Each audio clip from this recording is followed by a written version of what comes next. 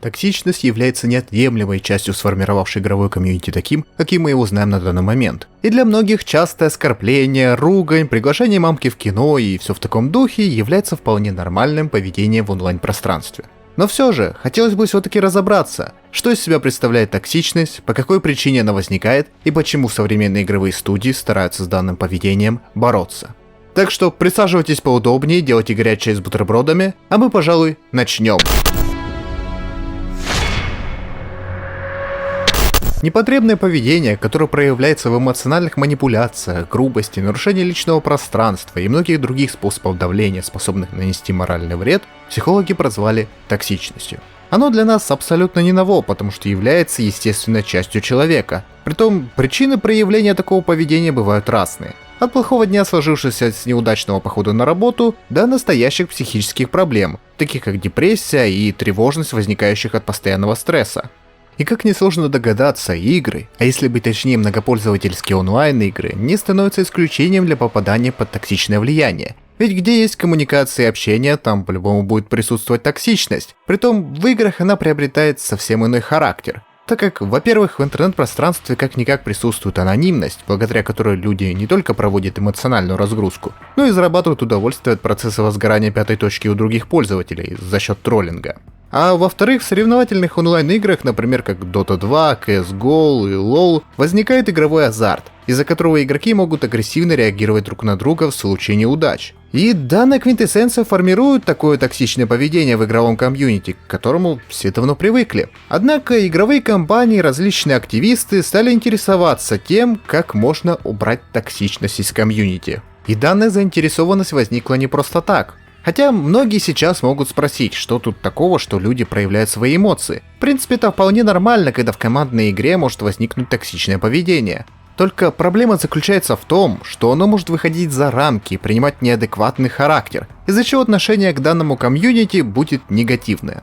Притом, больше всего это можно заметить в тех играх, которые имеют большой порог вхождения, как в той же Dota 2 или LoL, когда новичка могут начать обсирать за то, что он не знает, какой нужно шмот собирать, или как работают способности у героев, что очень сильно вредит команде. А после и на впечатление от игры и желание продолжать играть в нее, так как вместо адекватного объяснения и помощи новичок получит приглашение мамки в кино или скорой смерти от СПИДа. В свою очередь это бьет по репутационной и финансовой составляющей компании, так как для игровых студий главное как можно больше собрать аудитории, чтобы получить доход с продажи потенциальным покупателям различных шкурок и лутбоксов. Но активистам, в частности радужным, устроить очередной инфоповод про плохие игры и неправильных игроков, похайпиться и внести свою лепту для продвижения толерантности и прогрессивности в сообществе, отменяя все и вся на своем пути.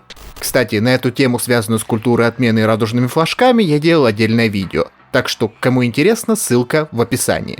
В конечном итоге мы получаем то, что игровые студии начинают разрабатывать различные методы, которые должны бороться с токсичным поведением. Правда, в погоне за полным уничтожением токсичности данная борьба ломает сами игры.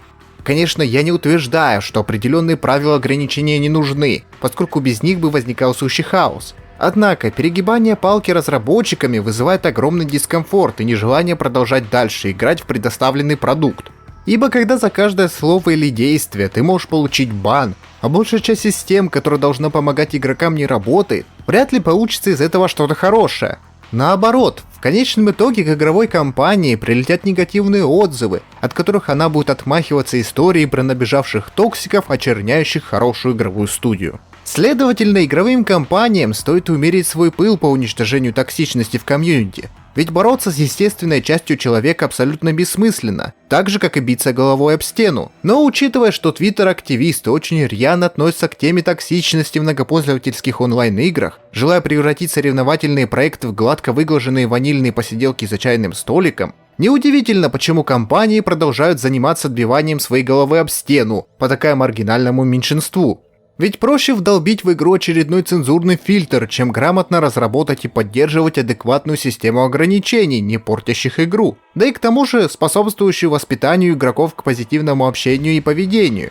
А как раз воспитание является одним из важных факторов по сдерживанию токсичности, так как прививая правильную культуру общения в играх, у игроков меньше будет возникать конфликтов на пустом месте. Правда, для этого нужно проявить немало усилий, не говоря о том, что должно смениться не одно поколение, чтобы все получилось. Только какая студия решится на такой шаг? Неизвестно, поскольку игровым компаниям важно зарабатывать деньги, а вся история с борьбой против токсичности может мигом исчезнуть, если веяние моды и инфоповод сменят свои направления. Ведь раньше игровые компании как-то не задумывались о токсичности, пока об этом не заговорили активисты и различные эксперты. Хотя, снова повторюсь, чтобы вы не подумали, будто проблем с токсичностью не имеются. Они имеются, и определенные ограничения нужны, но не такие, которые в попытке полного уничтожения естественности человека будут портить продукт игровой индустрии. Что ж, а на этом месте я с вами буду прощаться. Ставьте лайки, подписывайтесь на канал и оставляйте комментарии, что думаете по этому поводу. Всем удачи и до скорых встреч!